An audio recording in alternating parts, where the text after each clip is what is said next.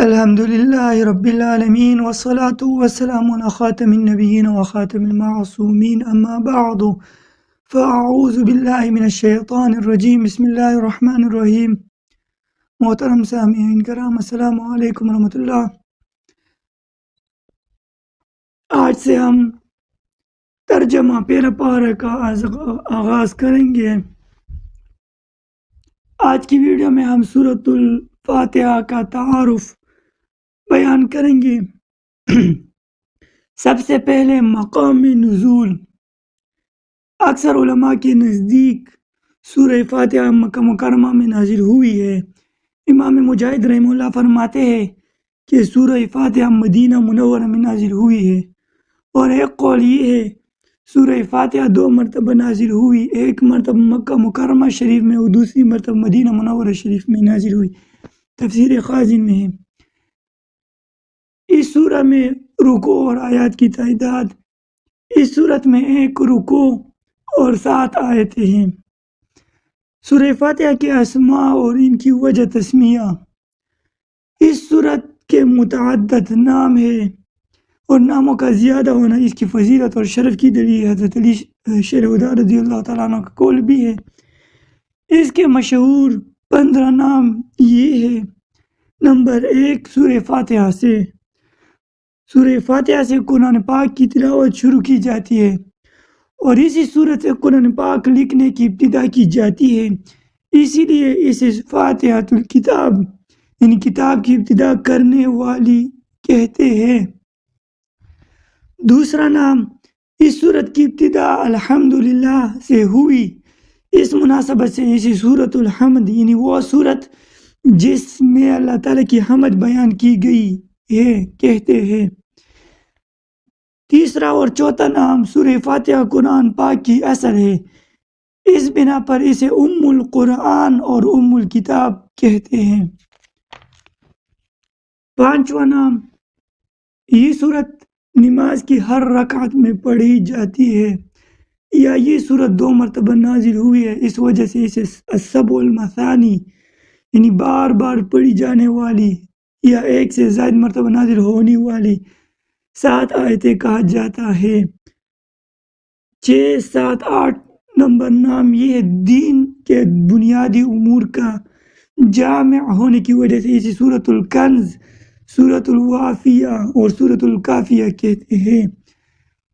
9 اور 10 نام شفا کا باعث ہونے کی وجہ سے اسے سورۃ الشفا اور سورۃ الشافیہ بھی کہتے ہیں۔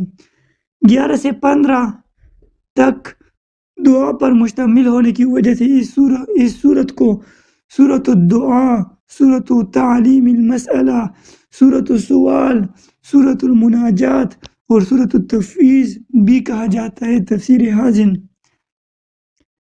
سورہ فاتحہ کے فضائل۔ احادیث میں اس سورت کے بہت سے فضائل بیان کیے گئے ہیں۔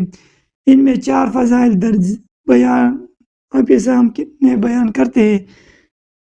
نمبر 1، حضرت ابو سعید بن معلی رضی اللہ تعالیٰ عنہ فرماتے ہیں، میں نماز پڑھ رہا تھا کہ مجھے نبی کریم رؤوف رحیم صلی اللہ علیہ وسلم نے بلایا، لیکن میں نے جواب نہ دیا۔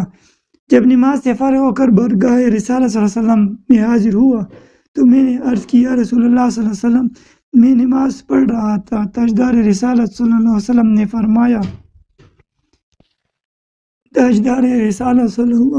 وسلم نے فرمایا کیا اللہ تعالیٰ نے یہ نہیں فرمایا استجیبوا للہ وللرسول اذا دعاکم، یا اللہ اور اس کے رسول کی برگاہ میں حاضر ہو جاؤ جب وہ تمہیں بلائے، سورہ انفال۔ پھر ارشاد فرمایا، کیا میں تمہیں تمہارے مسجد سے نکلنے سے پہلے قرآن کریم کی سب سے عظیم سورت نہ سکھاؤں؟ پھر آپ صلی اللہ علیہ وسلم نے میرا ہاتھ پکڑ کر لیا۔ جب ہم نے نکلنے کا ارادہ کیا تو میں نے عرض کی، یا رسول اللہ صلی اللہ علیہ وآلہ وسلم، آپ نے فرمایا تھا کہ میں ضرور تمہیں قرآن مجید کی سب سے عظمت والی سورت سکھاؤں گا۔ ارشاد فرمایا نبی کریم صلی اللہ علیہ وسلم نے، وہ سورت الحمدللہ رب العالمین ہے، یہی 7 مثانی ہے اور قرآن عظیم ہے جو مجھے عطا فرمائی گئی ہے۔ یہ روایت بخاری شریف میں موجود ہے۔ دوسری روایت حضرت عبداللہ بن عباس رضی اللہ تعالیٰ عنہ فرماتے ہیں ایک فرشتہ آسمان سے نازل ہوا اور اس نے سید المرسلین صلی اللہ علیہ وسلم کی بارگاہ میں سلام پیش کر کے عرض کی یا رسول اللہ صلی اللہ تعالیٰ علیہ وآلہ وسلم آپ کو ان دو نوروں کی بشارت ہو جو آپ کے علاوہ اور کسی نبی کو عطا نہیں کیا گئے اور وہ دو نور یہ ہے ایک سورہ فاتحہ دوسرا سورہ بقرہ کی آخری آیت ہے۔ یہ روایت مسلم شریف میں موجود ہے۔ تیسری روایت حضرت ابی بن کعب رضی اللہ تعالیٰ عنہ سے روایت ہے کہ نبی کریم صلی اللہ علیہ وسلم نے ارشاد فرمایا اللہ تعالیٰ نے تورات اور انجیل میں القرآن کی مثل کوئی صورت نازل نہیں فرمائی، یعنی سورہ فاتحہ کی مثل کوئی صورت نہیں نازل فرمائی۔ یہ روایت ترمذی شریف میں موجود ہے۔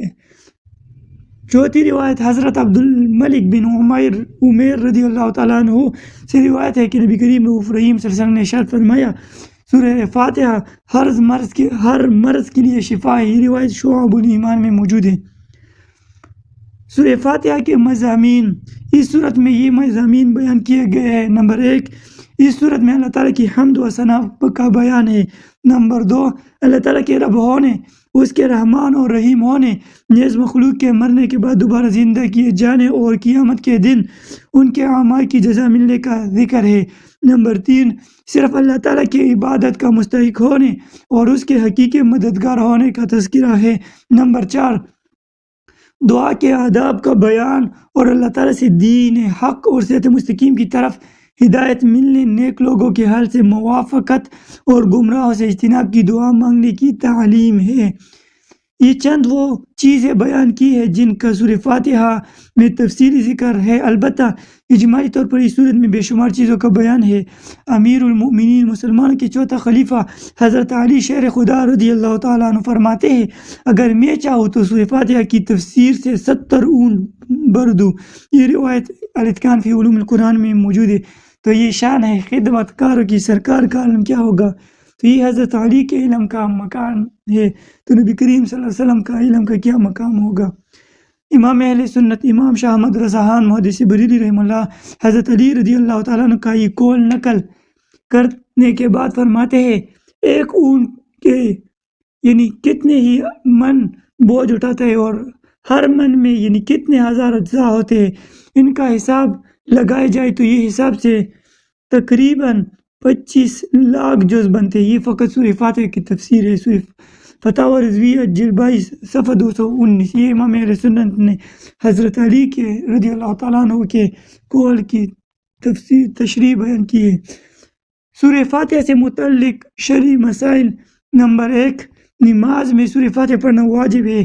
امام اور تنہا نماز پڑھنے والا اپنی زبان سے سورہ فاتحہ پڑھے گا جبکہ مقتدی امام کے پیچھے خاموش رہے گا اور جہری نماز میں اس کی قرات بھی سنے گا، اور اس کا یہی عمل پڑھنے کے حکم میں ہے۔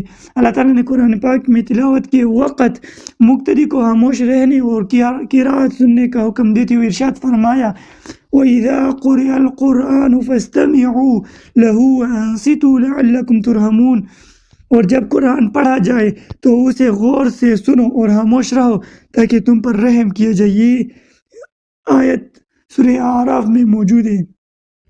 اور حضرت ابو موسیٰ اشعری رضی اللہ تعالیٰ عنہ سے روایت ہے حضور نبی کریم صلی اللہ علیہ وسلم نے ارشاد فرمایا جب امام قرات کرے تو تم خاموش رہو۔ یہ روایت ابن ماجہ سیاہ ستہ میں کتاب موجود ہے، اس میں یہ روایت موجود ہے۔ حضرت جابر بن عبداللہ رضی اللہ تعالیٰ عنہ سے روایت ہے نبی کریم رؤوف رحیم صلی اللہ علیہ وسلم نے ارشاد فرمایا جس شخص کا کوئی امام ہو تو امام کا پڑھنا ہی مقتدی کا پڑھنا ہے۔ یہ روایت بھی ابن ماجہ میں موجود ہے۔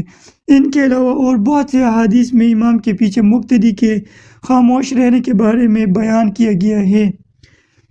امام اعظم ابو حنیفہ رحمہ اللہ کا مناظرہ امام فخر الدین رازی رحمہ اللہ فرماتے ہیں مدینہ منورہ کے چند علماء امام اعظم ابو حنیفہ رحمہ اللہ کے پاس اس غرض سے آئے کہ وہ امام کے پیچھے مقتدی کی قرات کرنے کے معاملے میں ان سے مناظرہ کرے، یعنی امام صاحب سے مناظرہ کرے۔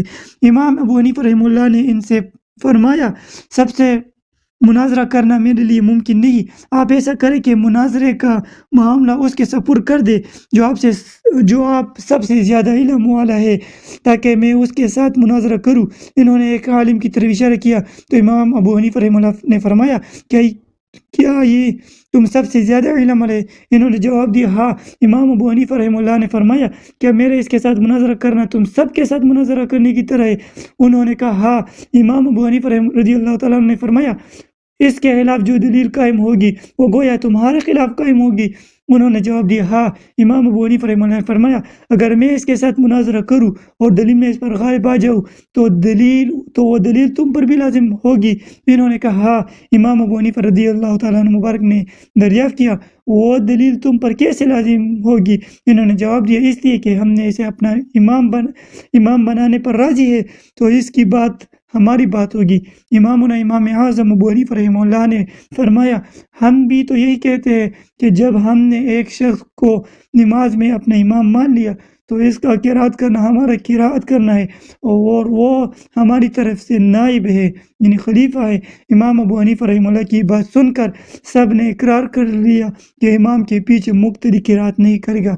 یہ واقعہ تفسیر کبیر میں امام فخر الدین رازی رحمہ اللہ نے نقل کیا ہے۔